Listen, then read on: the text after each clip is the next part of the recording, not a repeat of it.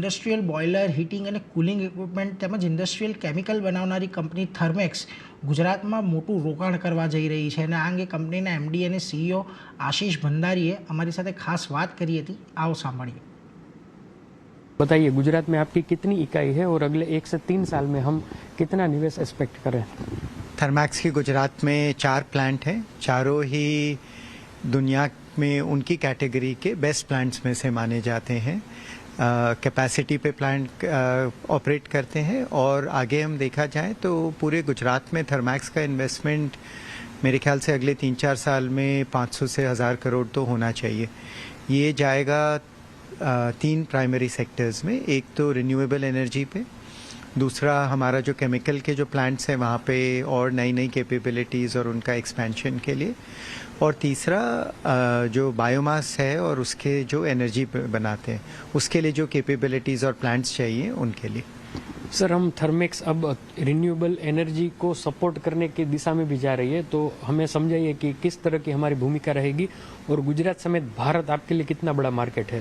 देखिए, गुजरात जो हम बोले कि अगर कल की शुरुआत जो कल हमें देखना है उसकी शुरुआत आज यहाँ गुजरात से होती है. इसलिए कि गुजरात जो क्लाइमेट चेंज, एनर्जी ट्रांजिशन जो हम बोलते हैं बहुत ही बड़ा प्रॉब्लम है पूरे प्लैनेट का. इंडिया के लिए और यूनिक चैलेंज है क्योंकि भारत में जो एनर्जी की खपाई जो है वो बढ़ रही है कॉन्स्टेंटली क्योंकि हमारी एनर्जी की नीड बहुत है. तो गुजरात में वो एनर्जी की नीड देखने को आ रही है. हर साल 10% से ज़्यादा एनर्जी की ग्रोथ है. हर industry, chemical, textiles, pharma, refining, petrochemical, हर इंडस्ट्री को और बढ़ोतरी चाहिए. सेमीकंडक्टर और कितनी नई इंडस्ट्रीज़ आ रही हैं.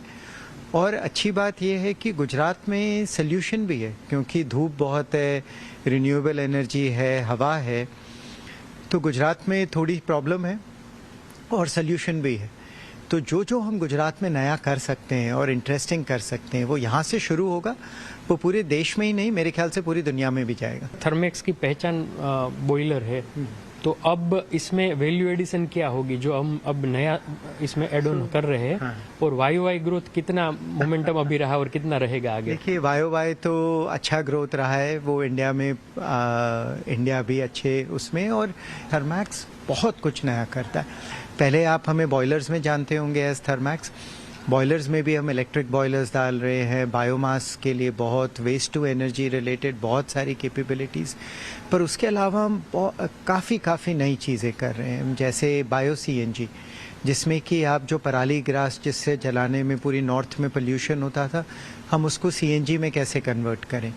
हम हाइड्रोजन, ग्रीन हाइड्रोजन को कैसे इंडिया में लेके आए, रिन्यूएबल एनर्जी में कैसे जाएं, हीट पम्प्स और इलेक्ट्रिक चिलर्स को कंबाइन करके हम नए टाइप के हीट पम्प्स कैसे बनाएं.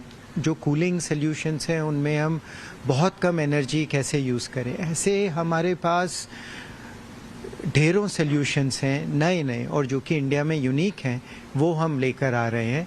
और they are all made in India. India की R&D, इंडिया की टेक्नोलॉजी इंडिया के लिए. તો જો થર્મેક્સના મેનેજમેન્ટ અત્યારે આપણી સાથે વાત કરતા હતા, ખાસ કરીને ગુજરાતમાં તેમના આગળના ભવિષ્યના પ્લાન વિશે તેમણે વાત કરી. પરંતુ એ સાથે જો આ તમારી સ્ક્રીન પર અત્યારે ખાસ ફ્લેશિસ ચાલી રહ્યા છે એના પર એક વખત નજર કરી લઈએ. આઈટી સેક્ટર પર નાસ્કોમનું એક નિવેદન આવ્યું છે અને એમનું કહેવું છે કે FY20